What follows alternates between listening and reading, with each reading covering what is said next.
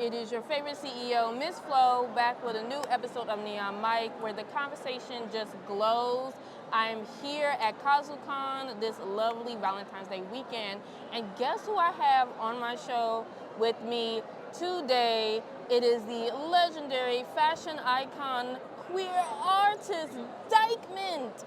Hi, it's me. I am DykeMint, Dr. Dyke, Professor Mint, Fee Black, only if you really know me, but really just DykeMint. I'm so happy to be here on Neon Noir Vibes. All right, thank you so much for coming on, because you have had the most exciting few weeks this month. On top of being on New York Fashion Week in partnership with Plus Ultra Entertainment, you also just had a fashion show last night. At KazuCon, yeah, I mean, back-to-back weekends, back-to-back fashion shows, and a 3-day market. It's been crazy. Like, how does it I'm literally feel? selling right now. I mean, yes, the stuff has been selling off merch. I'm wearing some of the merch right now that was featured in both shows. If you know me, you know that I absolutely love Death Note, and this is just perfect. And then, like, how would you describe your fashion, your art, to somebody that has never come across your work? One of one, sustainable, size inclusive, slow fashion. Everything is one of one, wearable art. So I thrift clothes, and then it becomes like a composition. Like, I'll have a piece of clothing for like 6 years, and I won't print anything on it until I'm like, oh, it needs this Death Note thing. It's made for this. It's made for that. Chaotic maximalism, collage. DykeMint is one day for cottagecore people, one day it's for the cybercore people, kidcore, lovecore. It's a conglomerate and a menagerie of aesthetics. It's for the daywalkers and the cryptids. It's DykeMint.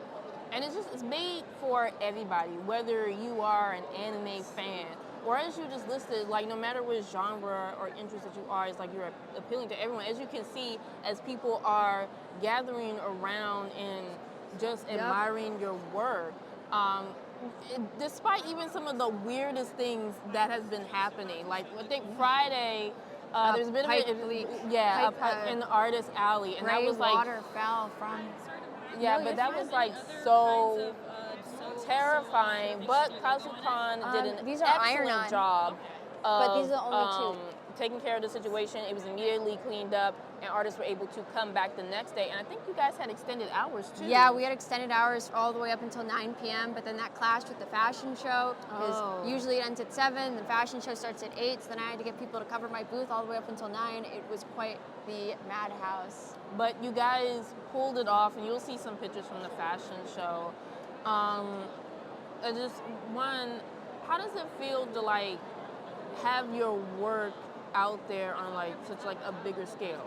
I'm just incredibly grateful to the Plus Ultra team and Rakoy and Gio and My Studio Couture for letting me be a part of that Pop Couture show. I meticulously make my clothing. I'm very compositional about it.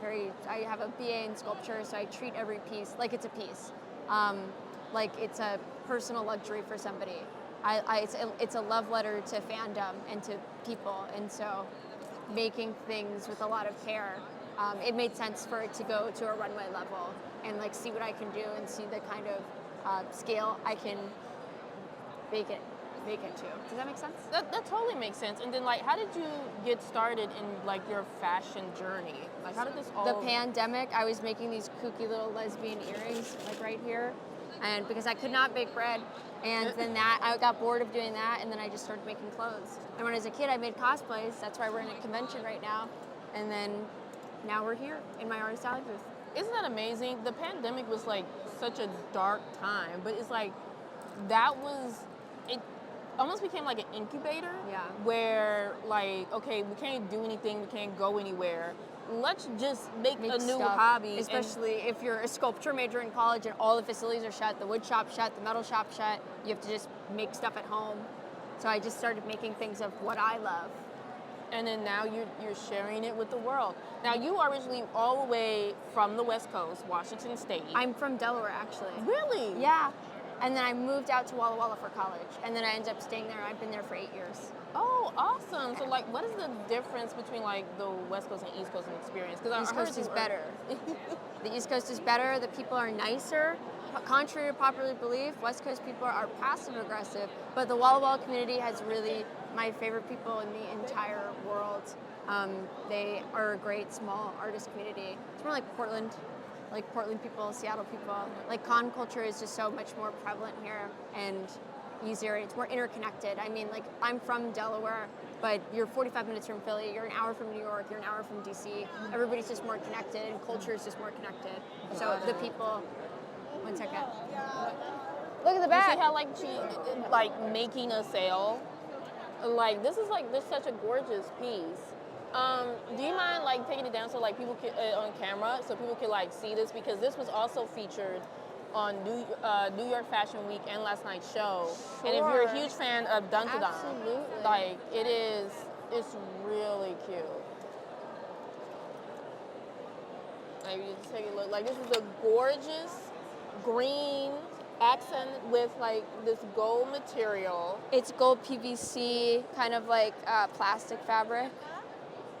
It's like, And the it's inside's all hefty denim. too, so you'll It's feel hefty. warm. It's denim. You'll definitely feel warm.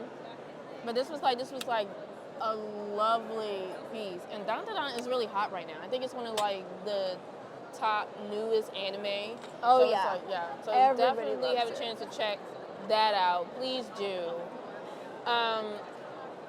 Anyway, I gotta get back to it. Oh yeah, for sure. I don't want to hold you up too much.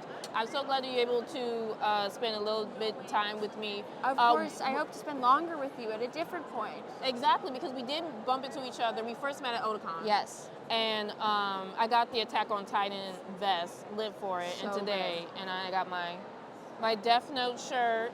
All right.